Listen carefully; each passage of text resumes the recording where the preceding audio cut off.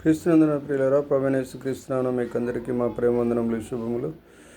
ఎలా ఉన్నారు ప్రియులారా? బాగున్నారా? మీరందరూ బాగున్నారని తలంచు, బాగుండాలని కోరుకొనుచు మీ అందరి నిమిత్తమై ప్రార్థనలు చేస్తున్నామని తెలియచేయడానికి సంతోషిస్తున్నాం ప్రియులారా.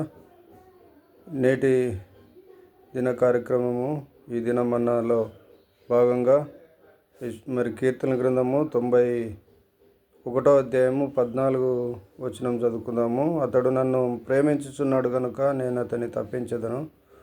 అతడు నా నామమును ఎరిగినవాడు గనుక నేను అతనిని ఘనపరిచెదను. అతడు నాకు మొరపెట్టగా నేను అతనికి ఉత్తరం ఇచ్చేదను. శ్రమలో నేను అతనికి తోడై ఉండేదను. అతన్ని విడిపించి అతని గొప్ప చేసేదను. క్రీస్తునందున ప్రియులారా, ప్రభువైన యేసుక్రీస్తునామములో కార్యక్రమం చూస్తున్న వారందరికీ కూడా వందనాలు తెలియజేస్తున్నాం. 400 మంది సబ్స్క్రైబర్స్ అందరికి కూడా వందనాలు తెలియజేస్తున్నాను. వాక్య భాగంలో అతడు నన్ను ప్రేమించుచున్నాడు కనుక నేను అతనిని తప్పించదనని వాక్యం సెలవిస్తోంది ప్రియులారా.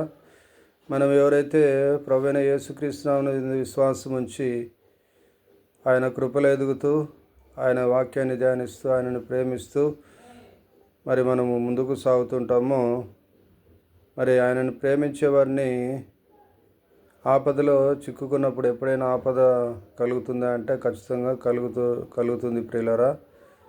ఆ ఆపదలో ఉన్నప్పుడు అతన్ని నేను తప్పిస్తానని చెప్పేసి అంటున్నాడు. ఎందుకంటే అతడు దేవుణ్ణి ప్రేమిస్తున్నాడు కనుక దేవుడు అతన్ని తప్పిస్తాడు. కాబట్టి మన దేవుడు జీవం కలిగినటువంటి దేవుడు కాబట్టి, సమస్తాన్ని ఎరిగినటువంటి దేవుడు, సమస్తాన్ని చూస్తున్నటువంటి దేవుడు, సమస్తాన్ని బాగు చేసే దేవుడు కాబట్టి తనను ప్రేమించే వారిని విడిపించే దేవుడుగా ఉన్నాడు.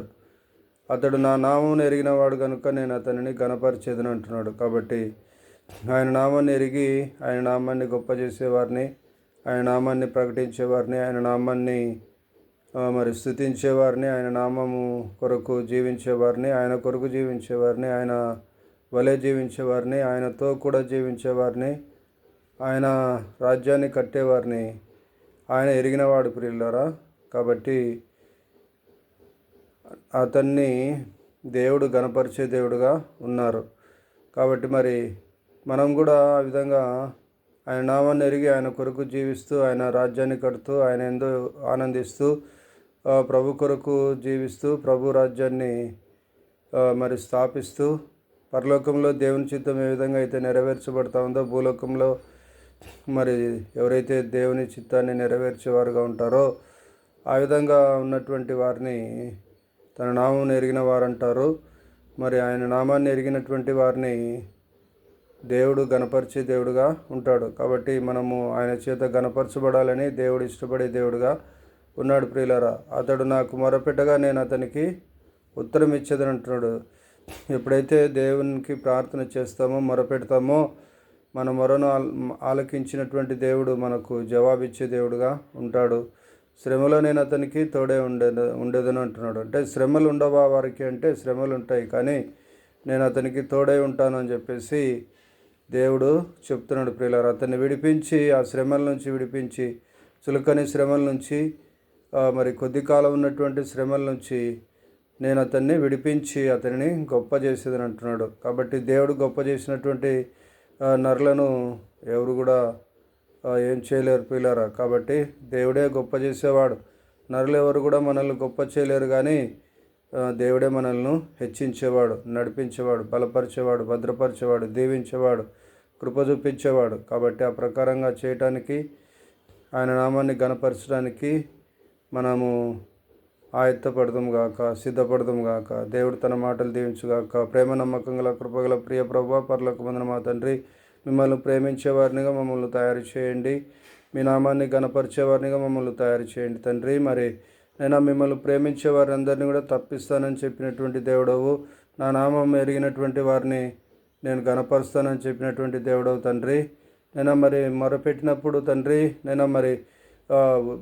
నేను అతనికి ఉత్తరం ఇస్తానని చెప్పినటువంటి దేవుడవు, నీ కృపతో నింపి నడిపించి బలపరిచి భద్రపరచండి. శ్రమలో నేను అతనికి తోడే ఉండే దేవుడని చెప్తున్నావు ప్రభా. తండ్రి సహాయం దయచేసి శ్రమలో కలిగినటువంటి వారిని, వేదన, దుఃఖము, బాధ, కష్టము, నష్టము, కన్నీరు, సమస్యలు కలిగినటువంటి వారిని విడిపించండి. వారి యొక్క శోధన నుంచి విడిపించండి, వారి యొక్క ఇబ్బంది నుంచి విడిపించండి, వారి నష్టం నుంచి విడిపించండి, వారి కష్టం నుంచి విడిపించండి, వారి యొక్క అప్పుల నుంచి విడిపించండి, వారి ఒంటరితనం నుంచి వారిని విడిపించండి, వారి యొక్క ప్రతి పరిస్థితి నుంచి విడిపించండి, వారి యొక్క వ్యాధి నుంచి, బాధ నుంచి, వారి యొక్క దురాత్మల పీడిత ప్రజల నుంచినైనా మరి విడిపించండి తండ్రి. సహాయం దయచేయండి తండ్రి, కనికరం చూపించండి. ఎవరైతే తండ్రి దుష్ట శక్తుల ప్రభావం వలన చిక్కుకొని ఉన్నారో, విడిపించబడలేని పరిస్థితిలో ఉన్నారో వారందరినీ కూడా విడిపించండి. విడుదల కలుగునుగాక, విడుదల కలుగునుగాక, కృప కలుగునుగాక, కార్యం జరుగునుగాక అని ప్రకటన చేస్తూ యేసు నామములో ప్రార్థన చేసి వేడుకొని పొంది ఉన్నాం తండ్రి. ఆమేన్, ఆమేన్, ఆమేన్.